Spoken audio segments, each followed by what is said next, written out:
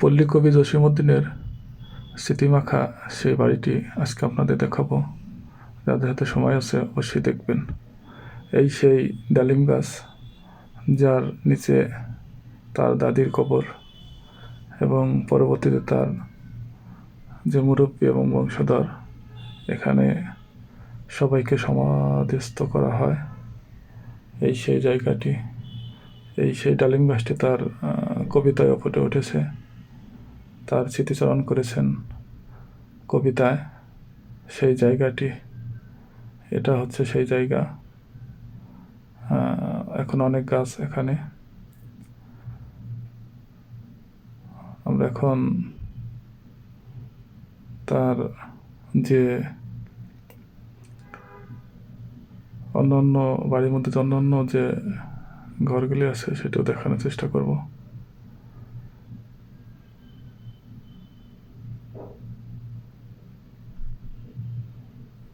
এই জায়গাটি হচ্ছে নামাজের স্থান। যারা দূর দূরান্ত থেকে আসে নামাজের সময় এখানেই নামাজ পড়ে।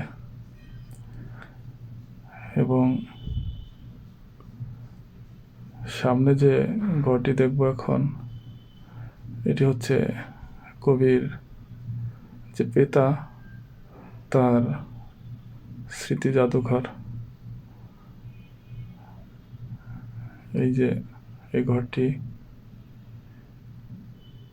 কবির পিতা এখানে থাকতেন। এই যে কবির পিতা, এবং তার স্মৃতিচারণে এই ঘরের তার ব্যবহৃত আসবাবপত্র এবং কিছু সরঞ্জামাদি এখানে সংরক্ষণ করা হয়েছে পর্যটকদের উদ্দেশ্যে, তারা যেন এসে এখানে স্মৃতিচারণ করতে পারেন। তার ব্যবহার এই যে আলমারির মধ্যে সংরক্ষণ করা আছে।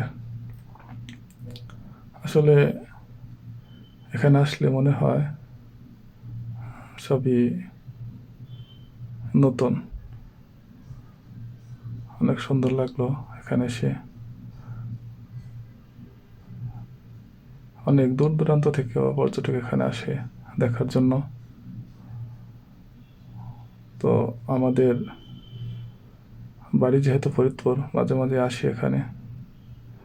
আমার বাসা থেকে 2 থেকে 3 কিলোমিটার দূর। মাঝে মাঝে এখানে আসা হয়। পরবর্তীতে এখানে হচ্ছে এই কিছু ফুলের গাছ, ফুল বাগান। বাড়ির মধ্যে আরও ঘর আছে, তার পরিবারবর্গ থাকতেন। অন্য এক ভিডিওতে আপনাদের সবাইকে দেখাবো।